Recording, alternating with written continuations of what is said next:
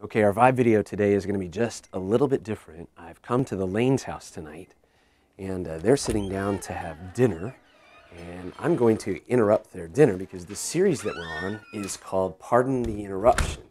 And one of the things that happened in the course of Jesus' interruption here in today's text is that a dinner party that Jesus was a part of was interrupted. So we're going to do the same to the Lane's dinner party, okay? So as we come through the house, we find the Lanes right here in their dining room. Hey, how are we? How's everybody doing? Time for dinner. Good morning. Welcome to Vibe. We're glad that you're going to be a part of Vibe today, and we're gonna shoot our Vibe video here. Does that sound like a plan? Okay. Pardon the interruption, That's okay. but that's what we're going to do tonight. Okay, everybody good with that? Sure. Cool. All right.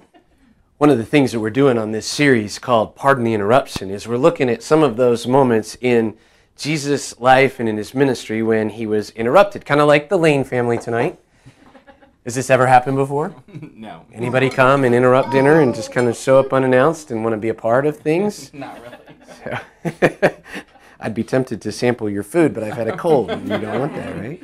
But can you imagine what it would have been like to be with Jesus and the other people at dinner one night, because he was having dinner with a Pharisee named Simon, not Chuck, but Simon, had invited him to his house, and they were having dinner together, and there were some other people there, and while they were having dinner, this lady showed up. She wasn't part of the family, she wasn't from that house, she didn't live there, but she showed up, and she started crying and weeping and all of this, and her tears were getting on Jesus' feet, so they were all wet. And so she took her hair like that, and she began wiping his feet off and drying it off. And then she pulled out this big bottle of perfume, and she started anointing Jesus' feet with perfume.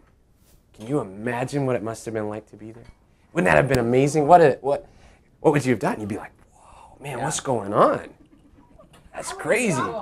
You would have dropped the jelly. I would have too, man. It was startling. And people were amazed. They couldn't figure out why on earth this lady was interrupting Jesus' meal like that. And some of them actually were a little ticked off. Because when we're interrupted, sometimes we get a little angry, don't we? We don't like to be interrupted, and it's an annoyance for us. And even worse, this was a lady from town who was known to have been a sinner. She did things that she wasn't supposed to do, and everybody didn't like her, and that kind of thing. And here she shows up at the meal doing that. And what's funny in all of this is that she was doing all this to Jesus' feet, which would be a little tricky at your table, wouldn't it? Because everybody's feet are under the table there and all that. Well, see, in Jesus' day, they didn't sit at a table like this. Their table actually was down near the floor. And they would do what was called recline at the table. They would lean down on one arm like this, and they would almost laying down. And their feet were sticking out away from the table. When your table's that close to the ground, it's good to have the feet sticking way out away from the table. You don't want Dad's smelly feet near your plate, do you? No.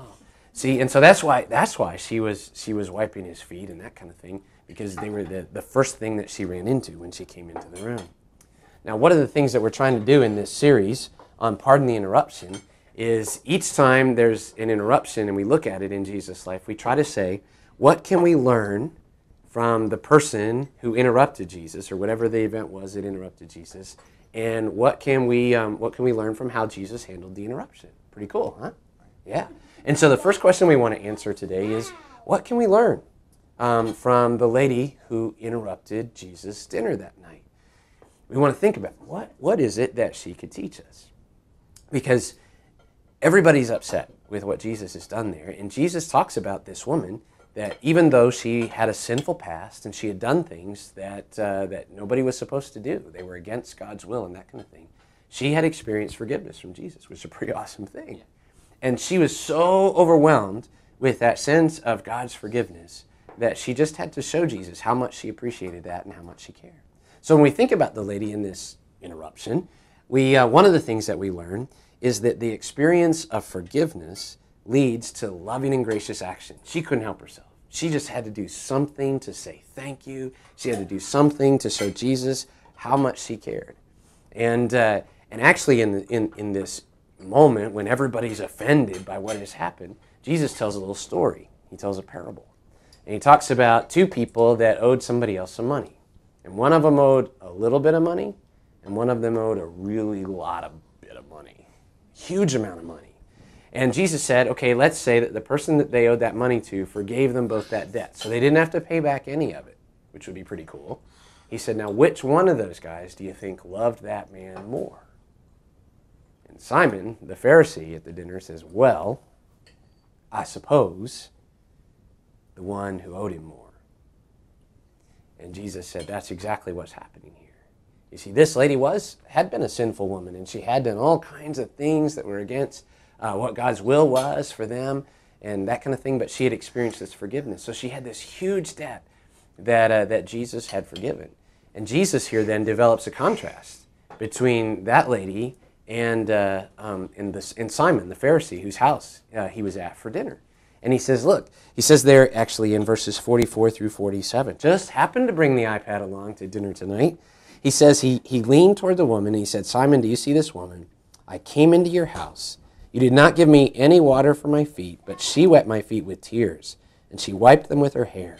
You did not give me a kiss, but this woman, from the time I entered, has not stopped kissing my feet. You did not put oil on my head, but she has poured perfume on my feet. Therefore I tell you, her many sins have been forgiven, for she loved much. But he who has been forgiven little loves little. So Jesus develops a contrast there, and he says, Simon, this woman has shown just how much she appreciates the forgiveness that she's received, how much she loves me. He said, and you're the one that has me in your home, and you haven't shown me much hospitality at all. Because people in their homes there, they were supposed to wash the feet of their guests, or at least have one of their servants do that, because their feet got dirty and stinky and dusty and all of that. And Jesus said, you didn't do that, but this woman has done that with her tears. It's a very personal thing for her. It's pretty awesome. And Jesus says, she's the one who recognizes just how much she's been forgiven. And Simon, maybe you need to be forgiven a little bit. Maybe the fact that you haven't, maybe the fact that you're not showing the same kind of actions that she is means that you don't fully understand your forgiveness. You don't really fully have that experience in your own life. When we are forgiven, when we really grasp how forgiven we are, then, man, we can't help it but show love and care and thankfulness and gratitude to God for the forgiveness that he's given to us. Pretty awesome stuff, isn't it?